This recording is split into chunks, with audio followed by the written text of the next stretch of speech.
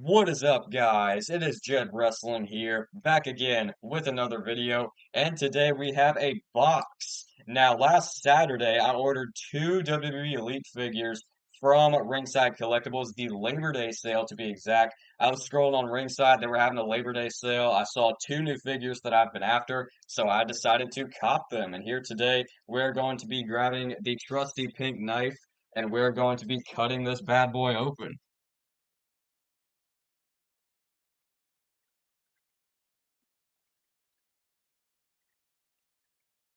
Here we go, baby. What's inside?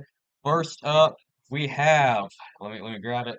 It is the Elite 117 regular version of Axiom. This thing is pretty warm, not gonna lie. It was sitting in the sun for a while. Y'all know it's August in Tennessee. It's pretty hot. But we got Axiom Elite Series 117. I've been wanting this figure for a while, dude. I really like Axiom, Fraxium, the tag team on SmackDown, the brand new tag team that debuted after WrestleMania 41. Hopefully they make an elite of Nathan Frazier because I don't really want to cop that main event figure. I want to get fully elite Fraxium figures to have them in Jet Wrestling. But yes, here is Axiom. This is the regular version, and there is a chase version out there in the pink, so be sure to look out for that. But this is definitely the better Axiom in my opinion. We are going to be cracking this figure open and reviewing it along with this other one. And who could it be? It is Big Jim. We got the Greatest Hits Series 7, I'm pretty sure. Jimmy Uso. And yes, if you watched a Target toy hunt that I did a while back, I did cop the Jey Uso. I bought the Jey Uso in a Target that didn't have Jimmy, and I was pretty gutted about that because I wanted to complete these Elite 31 2014-esque Usos and put the penny tag team titles on them. And now we can finally do that. We got Jimmy Uso. We got Axiom. We're going to be reviewing both of them right now, starting with my man Big Jim. All right, guys, I just destroyed the box. And here we have Jimmy Uso. Accessories are going to be the exact same as the Jey Uso, but I didn't actually film a review on the Jey Uso, so we're going to check them out anyway. He does have these pretty basic fisted hands that we see with like every Elite. We are going to see this black necklace. Now, this is really cool. This wasn't actually removable on the original Elite 31, only if you like remove the head sculpt. That's the only way you'd be able to take it off. But now that we have regular removable head sculpts that don't need to be heated up with water or hair dryer or anything, we can finally take this accessory off and use it for some different people, which is very cool. Also, rubber is the shirt, but I'm not really a fan of it, only because it's rubber, but it does have some pretty cool logos on it. You can see both Jay and Jimmy with their face paint off to the side a little bit. And on the back, it does say, "We say ooth, you say oh," in some pretty cool font. Other than that, it's a fully black shirt. It would have been pretty cool to have the orange Uso crazy shirts with this figure, even if they were rubber. I would have liked to see those shirts one way or another, but I guess this shirt's not bad. Jimmy Uso in the flesh with this wild facial expression. He has his tongue out, he has his eyes bugged out. I really do like this head sculpt. It is the same as the original Elite 31, and just for reference, here it is without True Effects head sculpt technology. I don't have the original Elite 31s, which is why I wanted these figures so badly, but I do have this vintage basic Jimmy Uso, and you can just see how far the head sculpts have come, dude. Like from this to this, even with different face paint, this looks so much more like Jimmy Uso from that time, in my opinion. He does have the long hair going all the way around to the back. Definitely fewer tattoos than he does now. He has no tattoos on his chest, as you can see. The only real tattoo detail he has are going to be on his arms, which are the pinless elbows. They still do work pretty nice though. You can see some tribal lettering on his right arm with some more tattoo detail, and he just had the black wrist tape and the microphone holding hands at the bottom. Moving down to this attire is really awesome. Like I said, the original Elite 31 attire, just with sort of a modernized spin on it. It is a slightly different shade, if I'm correct, and it's like a really cool green and pink.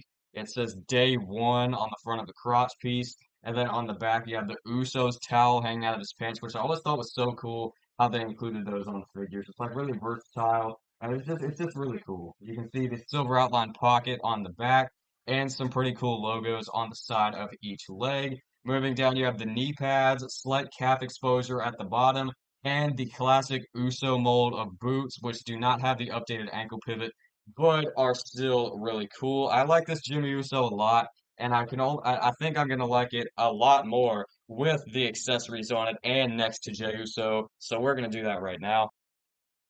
And just like that, here is Jimmy Uso with his accessories and the Copper Tag Team Championship that I added, standing next to this old Battle Pack set of Usos in the red shorts, as well as his brother Jay in the matching attire, and a more modern Jimmy Uso, of course, in the top picks line. I definitely do need an updated Jimmy Uso. Probably going to cop that Ultimate Edition with the No Yeet shirt, because I definitely want to have a new Jimmy Uso to use in Jet Wrestling. But this one is really, really awesome, really nostalgic to look at, and it's definitely going to go on the front row of my shelf along with Jey Uso. Now jumping into Axiom, I do really like these interchangeable hands. These are like the Randy Orton style of interchangeable hands. Oh wait, no, they're not.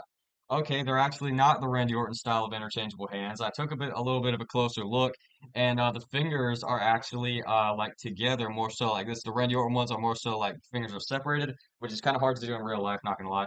But here the fingers are more like close together. So I guess this is a specific mold that they made for Axiom, which is really unique. I didn't even notice that originally. My reaction was genuine, but you can see the tattoo detail on the left hand, which is really cool. None on his right. I love the Mattel tattoo detail. It always looks super realistic. It never looks cartoony. They always nail the tattoos. His one other accessory that he comes with is the NXT Tag Team Championship because, of course, him and Nathan Frazier were the tag team champions down at NXT. And this does have a fresh new paint job on it. I'm going to get the original NXT Tag Team Championship in here just to show you. You can see that it does look a little different with more silver on the front plate and the side plates. And yeah, it does look pretty cool. I like this new job that they did on it. And it looks awesome on the Axiom, especially with the gold that he's got on his attire. The Spanish luchador, formerly known as A-Kid, looks awesome in action figure form.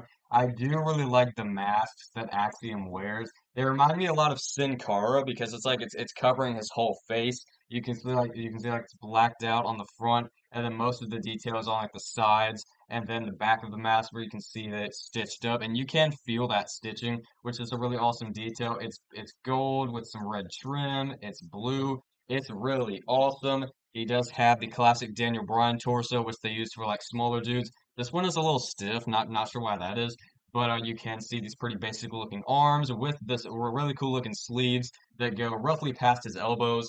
Moving down to the tights, it's just this is a really unique attire. I don't really know like how to describe this, but it's like navy blue with a bunch of gold designs. So like they got a red gem up there. It's really awesome, really, really detailed attire. And yeah, it's really, really cool. I cannot wait to hopefully get a Nathan Frazier figure. They did make a main event Nathan Frazier that matches this attire, but boy, do I wish we get an Elite with the same NXT Tag Team Championship. Mattel, please.